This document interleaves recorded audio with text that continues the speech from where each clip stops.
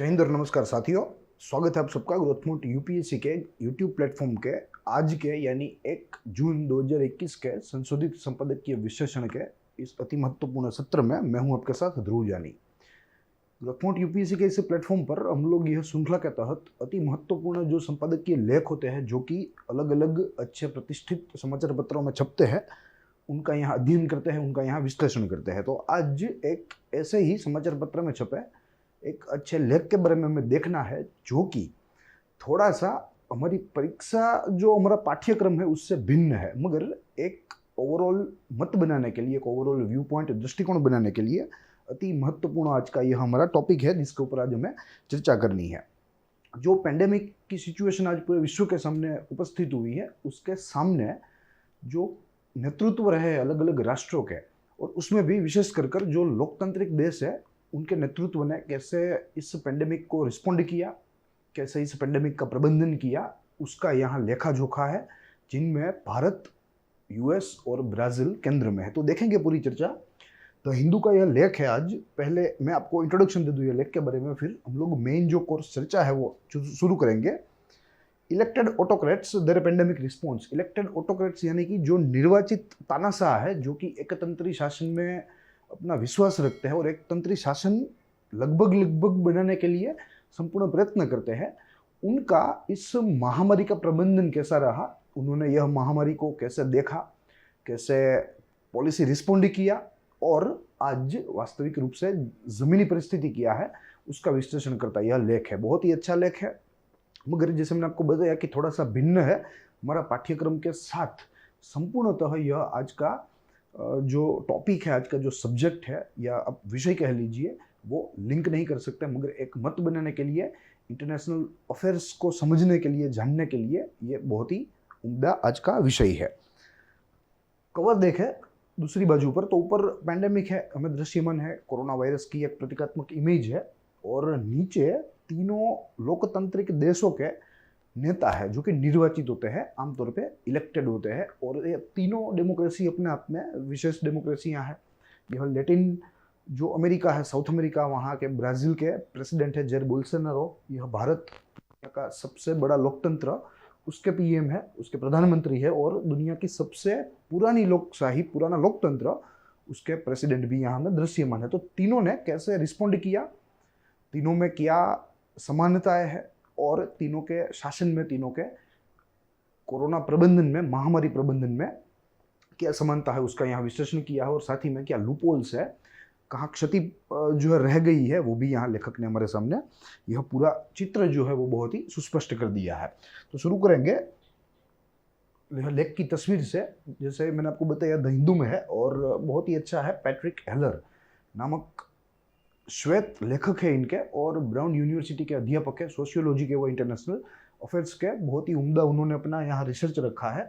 मगर यह लेख एक ऐसे के फॉर्म में है, यहाँ इसको पढ़ना, इसको समझना मुझे लगता है कि अभ्यर्थियों के लिए, आपके लिए थोड़ा कष्टदायी होगा, तो इसीलिए मैंने यहाँ इसको सिंप्लीफाई कर दिया है। और हमारी मुख्य भाषा हिंदी है, तो हिंदी में हम पूरी चर्चा आगे बढ़ाएंगे। अब आमतौर पे हम लोग 3 चरणों में यह लेख देखते हैं। लेख का निष्कर्ष समझते हैं, फिर महत्वपूर्ण बातें देखते हैं, और बाद में अगर लेख परिपूर्ण ना हो हमारी परीक्षा दृष्टि से, तो उसमें संशोधित तत्वों का जो है समावेशन करते हैं, उसमें जोड़ते हैं।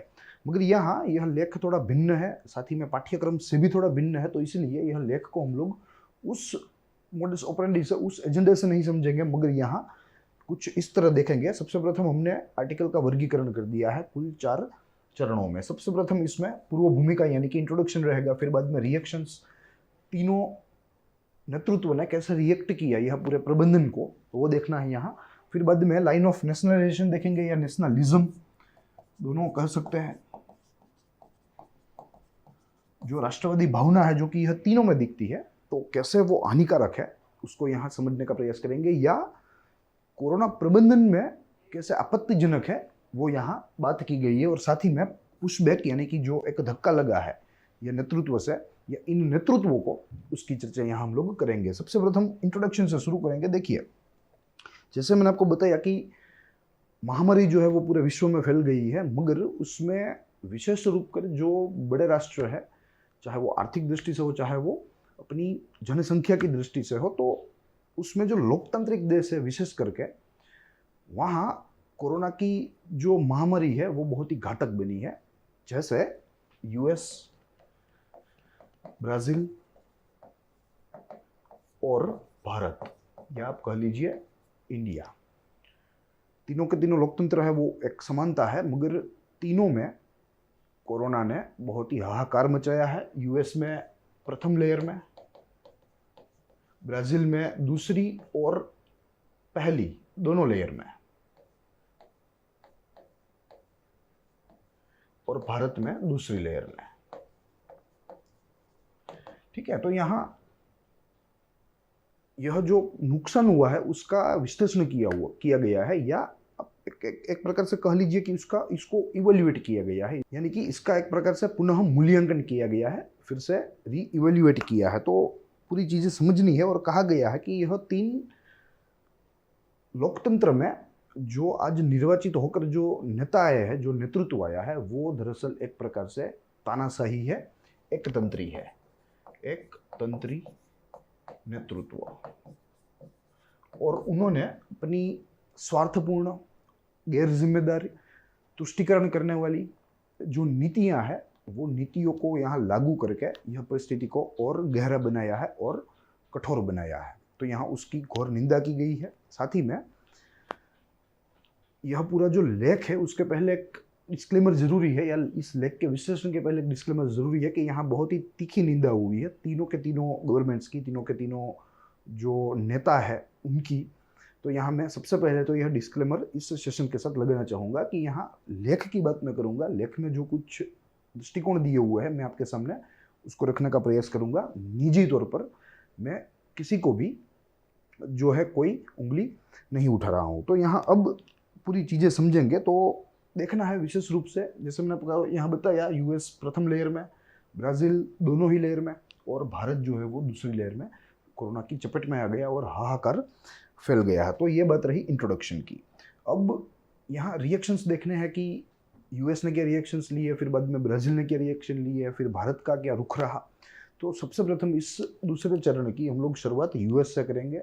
यूएस के जो तत्कालीन नेता थे तब के, ट्रंप, जो आज नहीं है, नेता नहीं है, वैसे वे जीवित है मगर आज के तौर पर वे सत्ता में नहीं है, तो उनके द्वारा कौन कौन से ऐसी बेवकूफ़ी हुई, ऐसे गैर जिम्मेदारपूर्ण उन्होंने कौन कौन से निर्णय लिए जिनकी वजह से आज पहली लहर में यूएस वासियों को बहुत ही कठिनाइयों का सामना करना पड़ा, बहुत ही संक्रमण फैला, काफ़ी मौतें हुई, एक प्रकार से सिस्टम फेलियर हुआ। तो यहाँ देखेंगे तो सबसे उसमें पहले मुद्दा है वो है ट्रंप ने व्यक्तिगत लड़ाई समझ ली। सबसे पहले तो उन्होंने अपने सर पर ले लिया और एक व्यक्तिगत लड़ाई समझ ली, चीन को कोसने लगे। हालांकि यह बात अभी भी सुस्पष्ट नहीं हुई है कि यह फैलने का कारण क्या है, यह पूरी महामारी का या पूरे वायरस का। तो ऐसे में चीन के सामने उंगली उठाना और हाथ पे हाथ धरे बैठना, वो अपने आप में एक प्रकार से मुसीबत को बुलाने की बात कह सकते हैं हम लोग। दूसरा, नियमों में ढील, नियमों का पालन ना करना। आपने भी काफी न्यूज़ चैनल्स के ऊपर देखा होगा कि ट्रंप जैसे जो नेता थे वे कोरोना को शुरुआती समय में नहीं मानते थे, ये उनको एक मुसीबत ही नहीं मानते थे, और जो प्रोटोकॉल होता है, जो कोविड अप्रोप्रिएट बिहेवियर होता है, वो भी बिहेवियर करने से भी वे इनकार कर रहे थे। तो उसका नुकसान जो है वो पूरे राष्ट्र ने भुगता। फिर क्या हुआ, जब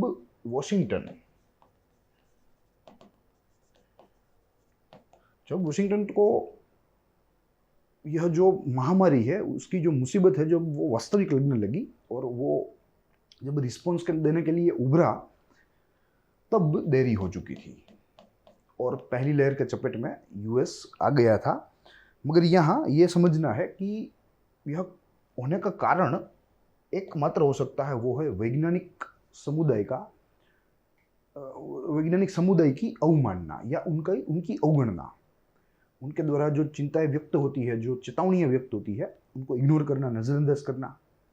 उनके द्वारा जो सलाह दी जाती है उनको ना मानना, तो यह सारी चीज़ों की वजह से वैज्ञानिक समुदाय भीड़ उठ गया और वे कहने लगे कि हम तो आपको पहले से ही बता रहे थे, मगर आपकी बेवकूफ़ी ने पूरे देश को, साथ में पूरे विश्व को मुसीबत में लाके खड़ा कर दिया। तो यहाँ एक मुद्दा वो भी बनता है, वैज्ञानिक समुदाय की अवमानना, या आप अवगणना भी लिख सकते हैं। एक्सपर्ट्स ओपिनियंस को ठुकराना, उसको इग्नोर करना, वो भी एक अपने आप में बहुत ही बेवकूफ़ी जो है कही जाती है, और उसका नुकसान सारे राष्ट्र को भुगतना पड़ता है। तो ये बात रही यूएस की। अब अगर ब्राज़ील की बात करें तो ब्राज़ील के प्रेसिडेंट जेर बोल्सोनारो अपने आप में ट्रॉपिकल ट्रम्प के नाम से जाने जाते हैं। ट्रॉपिकल ट्रम्प यानी कि ब्राज़ील थोड़ा साउथ में है, ट्रॉपिक के पास है, तो ट्रॉपिकल ट्रम्प उसका नाम पड़ गया। और इसका कारण उनकी नीतियां थी जो कि यूएस के प्रेसिडेंट डोनाल्ड ट्रम्प के साथ मिलती जुलती थी। वो आप खुद ही शासन, वो एकतंत्री, शुरुआत में कोरोना को ना मानना, एकमात्र कल्पना मानना, कोविड अप्रोप्रिएट बिहेवियर फॉलो नहीं करना, या फॉलो करने के लिए लोगों को अपील नहीं करना, ठीक है। तो ऐसी चीज़ों की वजह से वे ट्रॉपिकल ट्रम्प माने गए, और शुरुआत में उन्होंने भी नियमों को ठुकराया,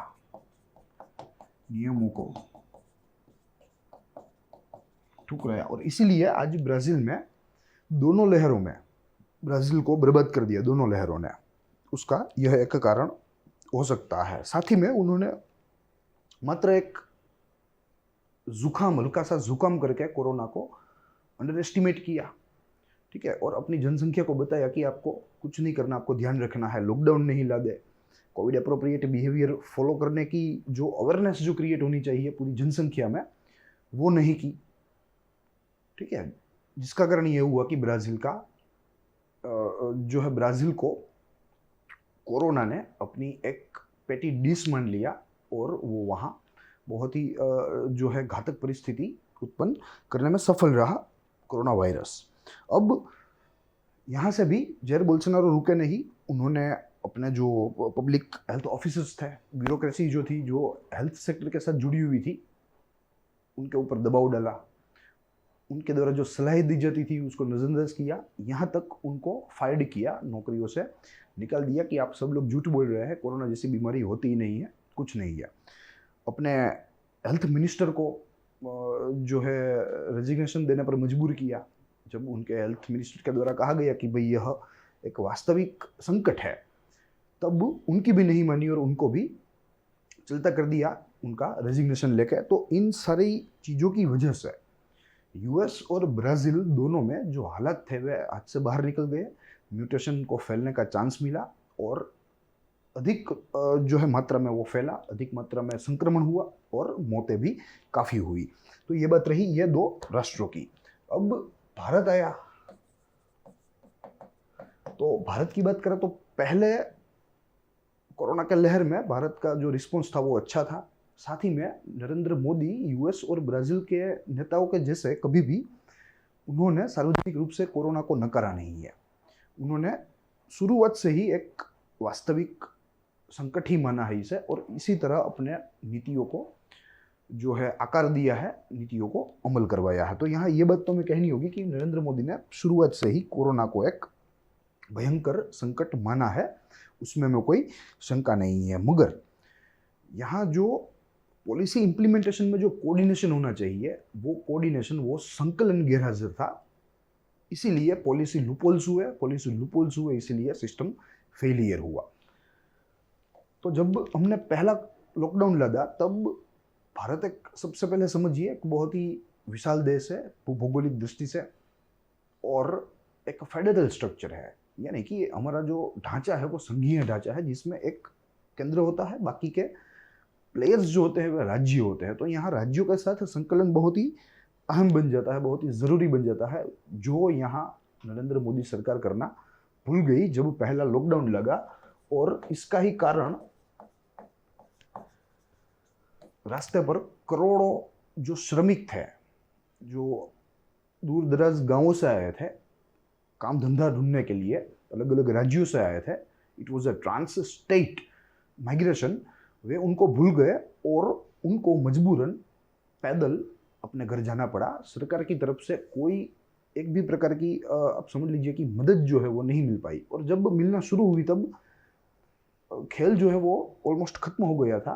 करोड़ों में से काफ़ी लाख मजदूर जो है वे अपने घर पहुंच भी गए थे। तो यहाँ सबसे पहले कहने की बात है कि फेडरल स्ट्रक्चर में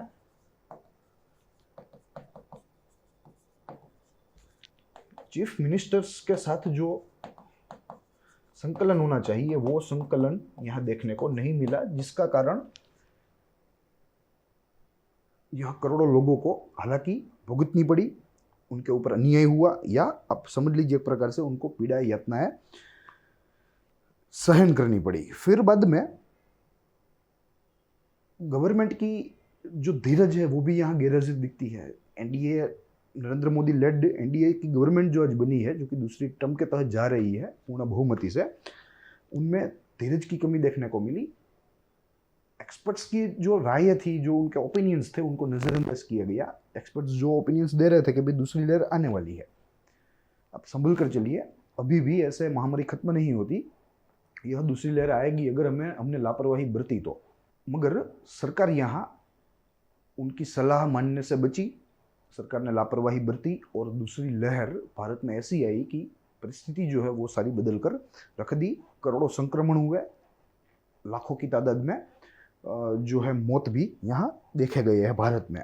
आफ्टर डेटा बीइंग मैनिपुलेटेड, ठीक है, ओरिजिनल डेटा तो कुछ और ही होगा, वास्तविक डेटा तो जो वास्तविक मृत्यु होती है, जो हम ज़मीनी स्तर पर देखते हैं अपने अपने गाँव के स्मशान में, ठीक है। मगर यहाँ अगर सरकारी ऑफिशियल डेटा की बात करें, फिर भी हज़ारों लोगों की, इनफैक्ट लाखों लोगों की मृत्यु यहाँ भारत में दूसरी लहर में की गई है। धीरज कम हुई तो सरकार ने समझा कि भाई अब तो खतरा टल गया है, भारत जीत गया है। नरेंद्र मोदी ने घोषणा भी कर दी, पूरे विश्व में नरेंद्र मोदी जो है वे कहने लगे कि हम लोग सफल हुए, हमारा नेतृत्व सफल रहा, हमने महामारी को हरा दिया है। और फिर से रिलैक्सेशन शुरू हो गया, अनलॉकिंग की प्रक्रिया भारत में शुरू हो गई। धार्मिक सम्मेलन, धार्मिक मेले होने लगे, चुनावी सम्मेलन, चुनावी मेले होने लगे। जैसे अगर आप कुंभ की बात करें तो लाखों की तादाद में कुंभ में पूरे भारत में से लोग इकट्ठे हुए थे। और एक आईबी रिपोर्ट तो कहता था कि जब दूसरा शाही स्नान हुआ, हालांकि दो ही शाही स्नान इस बार हो पाए, फिर बाद में सरकार जो है वो दबाव में आकर हरकत में आ गई और कहा कि भाई कुंभ को आप प्रतीकात्मक ही रखो, जो है वैसे कुंभ करने की आज घड़ी नहीं है, आज समय नहीं है।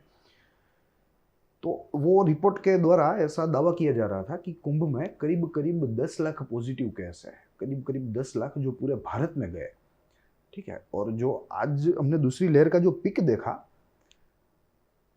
2 लाख से अधिक मामले, वो पिक दरअसल उस कुंभ के मेले से प्रभावित था। ईद की जो है सेलिब्रेशंस पूरे भारत में की गई, चुनावी मेले हुए, चुनावी कैंपेन हुए, स्टेट इलेक्शंस 5 राज्यों में चुनाव थे।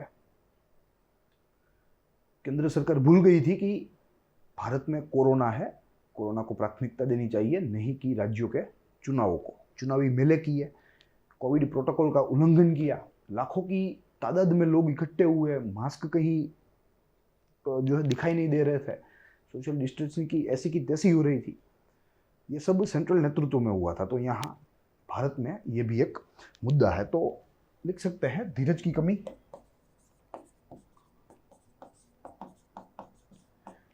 धार्मिक मेले या सम्मेलन, चुनावी मेले,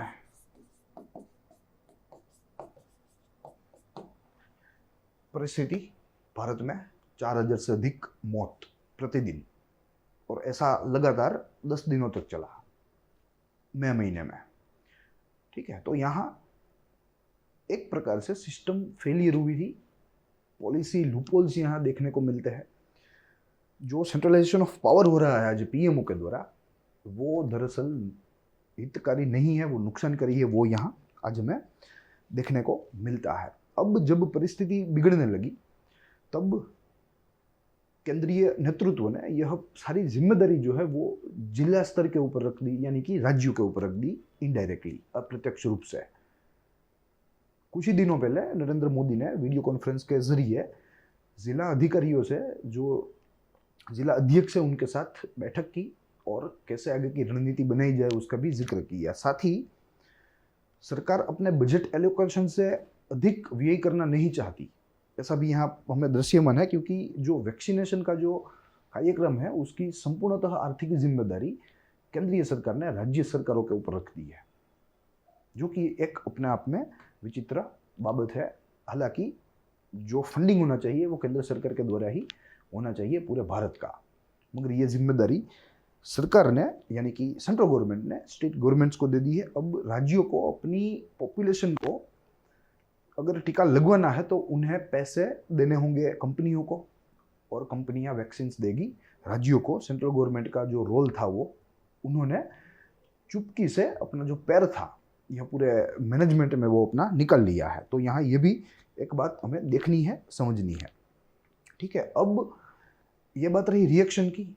हमने देखा यूएस ने कैसे रिएक्ट किया, बहुत ही बेवकूफ़ी से, बहुत ही स्वार्थपूर्ण, एक प्रकार से आप समझ लीजिए कि कोई विजनलेस एक विजन था उनका, दृष्टिहीन कदम उन्होंने लिए, ऐसा हम लोग हिंदी में कह सकते हैं। फिर ब्राज़ील में भी कुछ ऐसा ही में देखने को मिला, मिनी ट्रम्प एटीट्यूड उनके वहाँ के राष्ट्रपति का। और मोदी में भले ही उनका एटीट्यूड अच्छा था, मगर कुछ एक चीज़ें ऐसी थी जिन्होंने उनकी नीतियों को विफल बना दिया, असफल बना दिया, सिस्टम फेलियर कर दिया। भारत में कोरोना का संक्रमण ऑल टाइम हाई हो गया, पूरे विश्व में इतना संक्रमण किसी भी देश में कभी भी नहीं हुआ था, यह नोवेल कोरोना वायरस का। वो संक्रमण भारत में हुआ, भारत ने देखा। तो ये बात रही भारत की। अब लाइन ऑफ नेशनलिज्म की अगर बात करें, ठीक है, तो यहाँ कुछ एक चीज़ें में समझनी है जो कि पैंडेमिक से प्रत्यक्ष रूप से संबंधित नहीं है, मगर यहाँ ऐसी नीतियों की चर्चा करेंगे जो पैंडेमिक मैनेजमेंट में एक निर्णायक भूमिका में आ सकती है। जैसे पोलराइजेशन ऑफ सोसाइटी। वैसे तो पोलराइजेशन ऑफ और पैंडेमिक को कोई कनेक्शन नहीं है, मगर अगर पैंडेमिक मैनेजमेंट की बात करें और पोलराइजेशन की बात करें तो वे दोनों में निसंदेह संबंध है। क्योंकि जब कोई भी समाज जो है वो जब टूटा हुआ होता है, जब कोई समाज का तुष्टीकरण होता है, पोलराइजेशन होता है, तो वो समाज पैंडेमिक, ऐसे कोरोना जैसे पैंडेमिक मैनेजमेंट के लिए बहुत ही दुर्बल बन जाता है। पैंडेमिक मैनेजमेंट में unity is a pre requisite element and a very important element. तो वो यहाँ भारत में मेंटेन नहीं हुआ, वो ब्राज़ील में भी मेंटेन नहीं हुआ, और वो ना हुआ मेंटेन यूएसए में भी। तो वो यहाँ हमें देखना है कि वो कैसे मेंटेन नहीं हुआ। तो तीनों के तीनों जो नेता है, तीनों जो नेतृत्व है राष्ट्र के, वे तुष्टीकरण की रमत खेलते हैं। तुष्टीकरण, साथ ही में जो इन तीन नेताओं जैसे जो इलेक्टेड ऑटोक्रेट्स होते हैं, जो निर्वाचित तानाशाह होते हैं, लेख में साफ साफ कहा गया है कि वे किसी भी प्रकार से तुष्टीकरण के ऊपर जीवित रहते हैं। उनका जो पोषण है, यह ऐसा इलेक्टेड ऑटोक्रेट्स का वो पोषक तत्व ही दरअसल तुष्टीकरण है, पोलराइजेशन है। लेख में कहा गया है कि electoral autocrats feed on polarisation, यानी कि उनका पोषण इनसे होता है, तो वे तुष्टीकरण तो करेंगे ही। और सारे तीन राष्ट्रों को अगर हम साथ में मिला लें तो मुस्लिम, ब्लैक, गेइज, सेक्युलरिस्ट, इमिग्रेंट्स इत्यादि समुदायों के लिए आज जीवन जो है वो बहुत ही कठिन हो गया है इन तीन राष्ट्रों में। मुस्लिम का जीवन कठिन हो गया है भारत में, ब्लैक और जो इमिग्रेंट्स है उनका जीवन कठिन हो गया है यूएस में, और जो गेज है, सेक्युलरिस्ट है, उनका जीवन ब्राज़ील में भी जो है बहुत ही कठिन हो गया है। सेक्युलरिस्ट का तो जीवन भारत में भी कठिन हो गया है, क्योंकि यहाँ एक आज फियर्स्ड आइडियोलॉजी का स्थान है और वो हिंदुत्व बेस्ड है। लेख में बहुत ही साफ तौर पे लिखा गया है, बहुत ही स्पष्ट रूप से लिखा गया है, कोई गुल गुल बात यहाँ लेख में देखने को नहीं मिलती। तो ये सबसे प्रथम है तुष्टीकरण। अब अगर यूएस की बात करें तो यूएस में आज व्हाइट सुपरमेसी है। वैसे तो चली रही थी, मगर कहा जा रहा है कि प्रेसिडेंट ट्रंप के द्वारा इसे फ्यूल किया गया। ट्रंप का जो कार्यकाल था पूरा 4 वर्ष का, उसी 4 वर्ष दरमियान यहाँ व्हाइट सुपरमेसी को फ्यूल किया गया।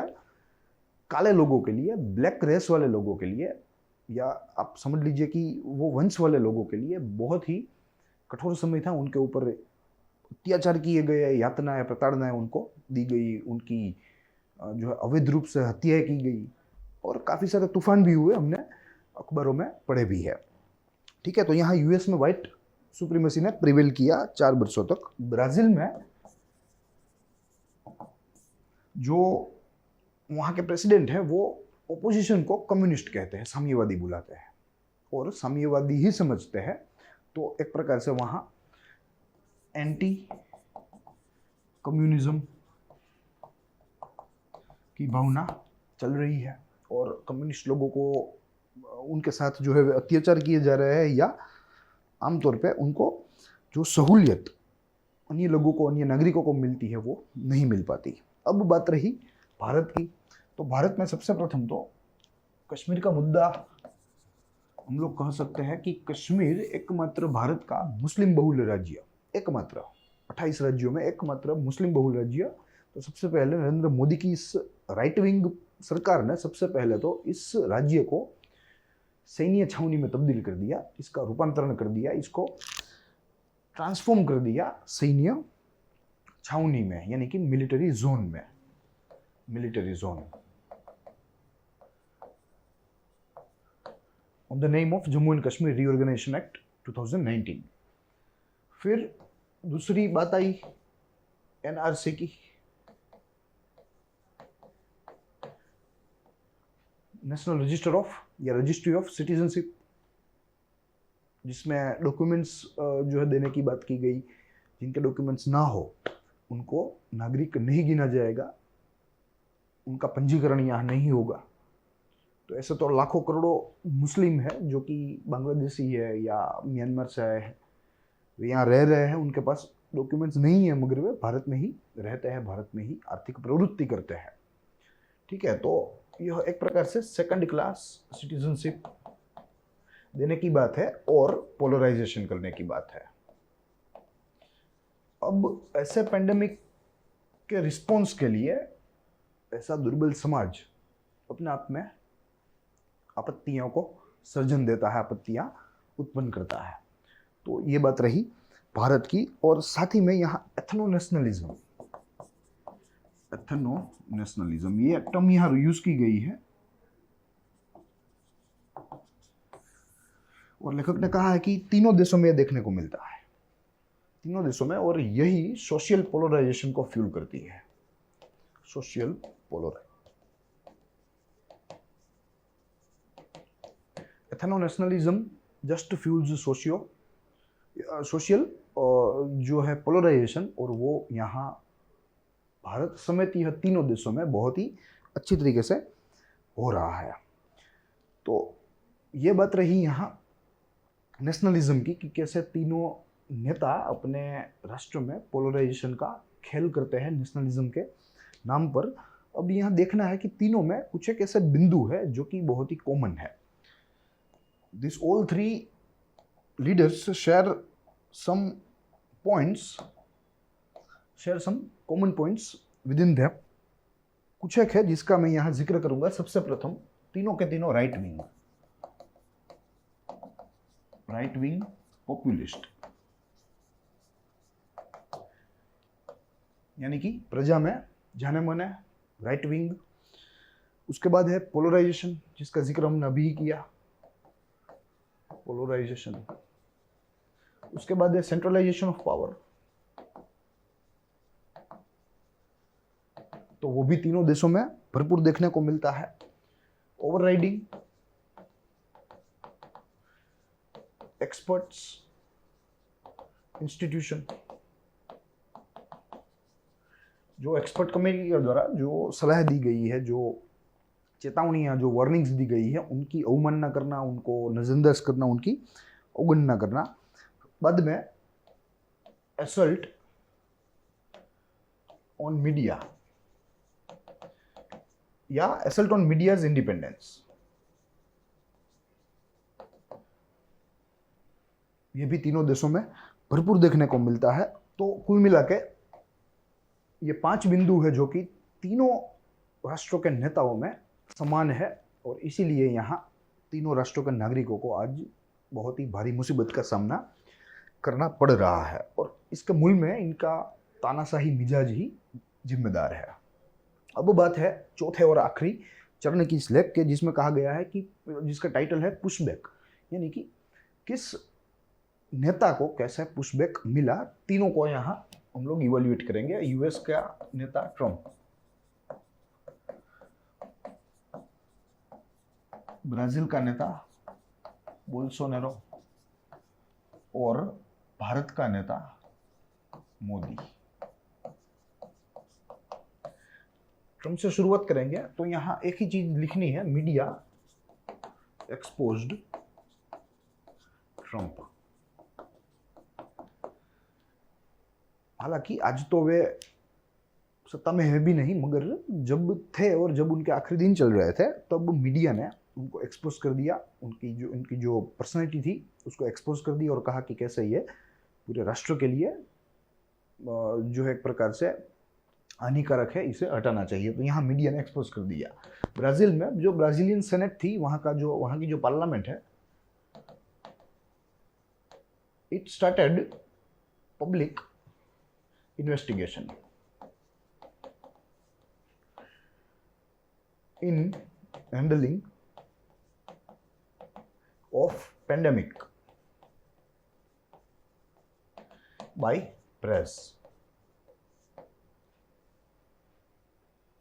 वहाँ की सेनेट ने, वहाँ की पार्लियामेंट ने एक पब्लिक इन्वेस्टिगेशन शुरू की, सार्वजनिक जांच, और उस जांच में अब ये तहकीकात होगी, तब ये बात को साबित किया जाएगा या जाना जाएगा कि कैसे यह जायर बोल्सोनारो, ब्राजील के राष्ट्रपति, कोविड प्रबंधन कर रहे हैं, महामारी प्रबंधन कर रहे हैं। और अगर भारत की बात करें तो यहाँ जुडिशियल इंटरवेंशन,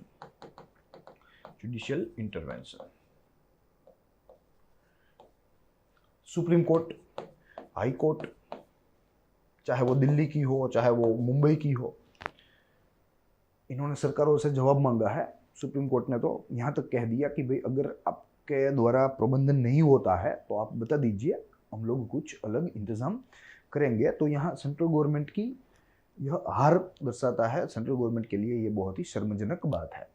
हाईकोर्ट दिल्ली ने भी सेंट्रल गवर्नमेंट को काफ़ी बार बताया, दिल्ली गवर्नमेंट को भी बताया कि कैसे प्रबंधन करना चाहिए, कैसे होना चाहिए, कहाँ आप भूल कर रहे हो, कहाँ आप जो है वे गैर जिम्मेदार हो। यह सारी चीज़ों से सुप्रीम कोर्ट और हाई कोर्ट ने वाकिफ करवाया है। तो यहाँ जुडिशियल इंटरवेंशन ही अपने आप में केंद्र सरकार के लिए एक सिस्टम फेलियर की का जो दृश्य है वो दिखाता है। सिस्टम फेलियर के साथ यहाँ हेल्थ सेक्टर क्राइसिस भी भरपूर मात्रा में देखने को मिले हैं। और at the end of all यह तीनों राष्ट्रों के नेताओं का जो मिजाज है, एकतंत्री मिजाज है, वह जिम्मेदार है, ऐसा यहाँ लेख में प्रतिबिंबित होता है। तो यही बात थी जो कि आज हमें देखनी थी। लेख थोड़ा हटके था, हमारी पाठ्यक्रम से भी थोड़ा भिन्न था, और आज की चर्चा भी थोड़ी भिन्न थी, मगर एक अंतर्राष्ट्रीय अफेयर्स में यानी कि इंटरनेशनल अफेयर्स में एक अति महत्वपूर्ण दृष्टिकोण था जो कि हमें देखना था। साथ ही में यहाँ तीनों विशेष लोकतंत्रों की बात की गई थी, उनके नेताओं के कोविड प्रबंधन के बारे में बात की गई, उसका विश्लेषण यहाँ हमने किया, उसका मूल्यांकन किया। I hope you enjoyed the lecture. हम लोग मिलेंगे अगले दिन अगले संपादकीय लेख के साथ, अच्छे संशोधन व विश्लेषण के साथ। तब तक के लिए देखते रहिए ग्रोथ मोड यूपीएससी।